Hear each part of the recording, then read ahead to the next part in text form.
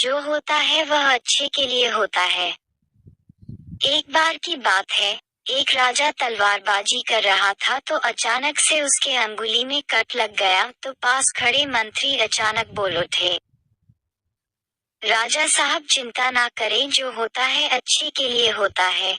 ये सुनते ही राजा को गुस्सा आ जाता है। राजा उस मंत्री को कारागृह में बंद करने का आदेश दे देता है और बोलता है इसको फांसी पर चढ़ा दिया जाए। राजा बोला, ठीक है, बताओ क्या है तुम्हारी अंतिम इच्छा। मंत्री बोला, कृपया मुझे 10 दिन का समय दीजिए, उसके बाद आप मुझे जो चाहे वो सजा दे दीजिए। राजा ने उसकी अंतिम इच्छा मान ली। राजा दूसरे दिन अपने सैनिकों के साथ जंगल में शिकार पर निकला। जंगल के बीच में राजा अपने सैनिकों से बिछड़ गए और रास्ता भटक गए। रास्ता ढूंढते हुए राजा वनवासियों के बीच पहुंच गए, जो बलि देने के लिए किसी को ढूंढ रहे थे। वनवासियों ने राजा को पकड़ लिया और वन की देवी को बलि देने के लिए ले गए। बलि देने की सारी तैयारियां पूरी हो गई।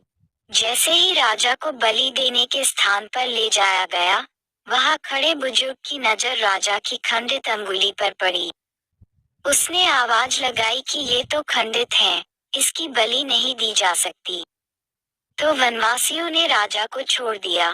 राजा जैसे तैसे वहां से निकला और अपने राज्य पहुंचा। सबसे पहले कारागृह में अपने मंत्री से मिलने पहुंचा।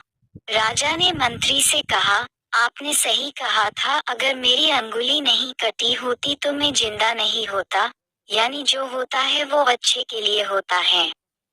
राजा ने फिर पूछा, मेरा तो फायदा हुआ, लेकिन आपका कैसे फायदा हुआ? मैंने तो आपको सजा दी।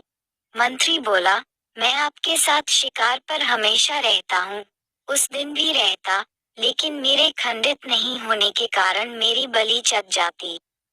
इसलिए मेरे साथ भी जो हुआ अच्छा हुआ। राजा प्रसन्न हुआ, लेकिन छोटी सी बात पर मंत्री को सजा देने का दुख भी हुआ।